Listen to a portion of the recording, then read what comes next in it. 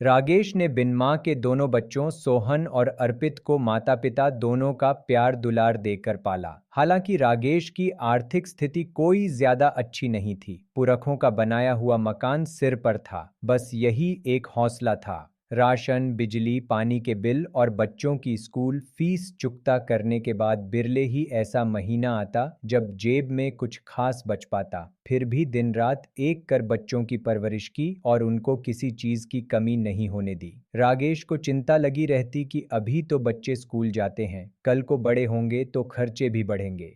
ऐसे में सिर्फ तनख्वाह के सहारे गुजारा मुश्किल था। लेकिन इतना समय भी कहाँ बचता कि ऊपर की आमदनी के लिए कोई और पार्ट टाइम काम करे।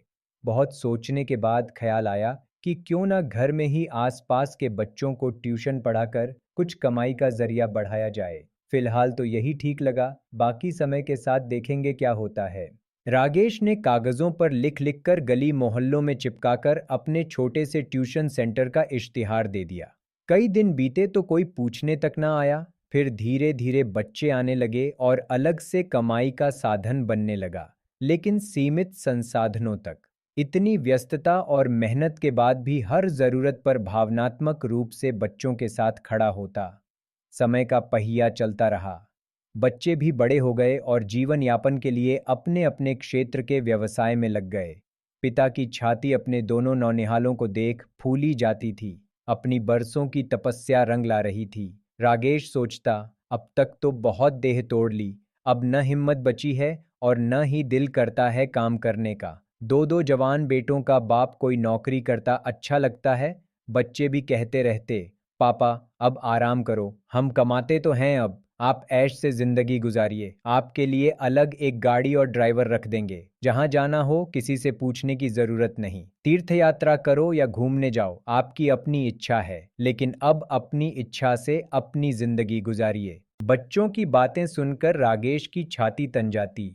फिर एक दिन उसने काम पर न जाने का फैसला करते हुए दफ्तर से इस्तीफा दे दिया। सरकारी नौकरी तो थी नहीं, एक छोटी सी प्राइवेट नौकरी थी। बड़ी शान से दिन गुजरने लगे।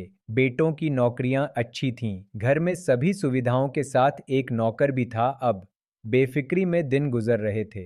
बेटों के लिए अच्छे रिश्ते भी आने लगे और एक दिन दोनों ही बेटों का रिश्ता पक्का कर एक ही साथ दोनों की शादी कर दी। घर में औरत होती तो बात अलग थी, एक अलग ही जश्न का माहौल रहता। सारे रीति रिवाज और गाने बजाने शादी को एक लंबा जश्न बना देते। यहाँ तो रागेश अकेला बूढ़ा ही ठहरा। रिश्तेदारों ने जो ठीक समझा किया और जैसे तैसे विवाह निपटा दिया। अब घर में दो बहुओं के आने से चहल पहल हो गई। घर घर लगने लगा, सब कुछ समय पर मिल जाता बैठे बिठाए। रागेश को लगता कि सबसे खुशकिस्मत वही है जो उसका बुढ़ापा इतना शानदार गुजर रहा है। एक दिन बड़े बेटे सोहन ने कहा कि पापा, मेरा तबादला हो गया है दूसरे शहर और इसके साथ ही मेरी प्रमोशन भी हो जाएगी। मुझे 10 दिन के भीतर ही नई ज्वाइनिंग देनी है। इस हिसाब से मुझे 2-3 दिन में निकलना होगा। सुनकर रागेश को जितनी खुशी हुई उतना ही सोहन के दूर जाने का दुख भी हुआ, क्योंकि यह पहली मर्तबा था जब सोहन उनसे दूर जा रहा था।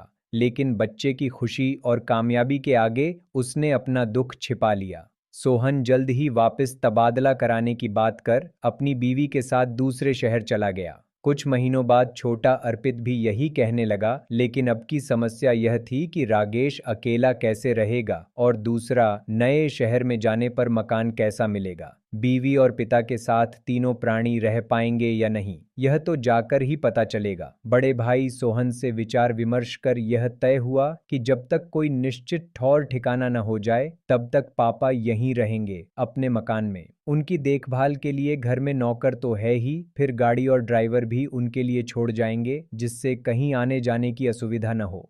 पिता रागेश से सलाह लेने की जरूरत किसी को महसूस नहीं हुई और आखिरकार बूढ़ा रागेश ईंट पत्थरों के मकान में अकेला रह गया।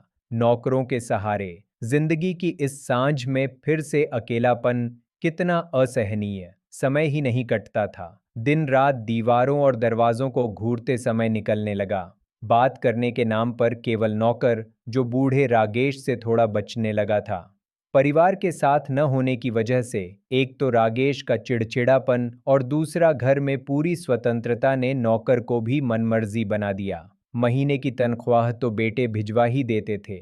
मानसिक लाचारी ने रागेश को लकवे का शिकार बना दिया। पहले तो बेटे बहुए फिर भी 15 दिन में खोज खबर लेने आ ही जाते थे, लेकिन अब बूढ़े बीमार रागेश से कोई खास मोह किसी का नजर नहीं आता था। एक नर्स का इंतजाम जरूर कर दिया गया था। आज 3 महीने बाद सोहन और अर्पित अपनी बीवियों के साथ रागेश से मिलने आए। वजह बाप के प्रति प्यार नहीं, केवल एक चिंता थी कि कहीं बाप गुजर गया तो मकान हाथ से न चला जाए। पिता के पास बैठे दोनों बेटे हालचाल पूछने के बाद थोड़ा झिझकते हुए कहने लगे, पापा, समय और जीवन का कोई भरोसा नहीं। हम इतनी दूर अपनी अपनी नौकरियों में व्यस्त हैं, रोज रोज आना भी संभव नहीं। हमें लगता है आप अपनी वसीयत बनवा लो, जिससे हम भी बेफिक्र हो जाएंगे और बाद में कोई झमेला भी नहीं होगा। लाचार रागेश के मुंह से केवल एक ही शब्द निकला, ब में। बेटों ने जैसे रागेश के जीवन का आज ही फैसला कर दिया था। बची खुची उम्मीद और आसरा भी जाता रहा रागेश का। सोहन और अर्पित नाश्ता कर अपनी बीवियों के साथ घूमने चले गए। लौटते लौटते काफी देर हो गई तो सीधा अपने कमरे में जाकर सो गए। सोचा, पापा तो इस समय तक सो ही गए होंगे। हाँ, वाकई रागेश सो चुका था, उस गहरी नींद में जिससे कोई नहीं जगता, अपनी इच्छाएं, टूटे सपने और अपमान की गठरी का बोझ लिए।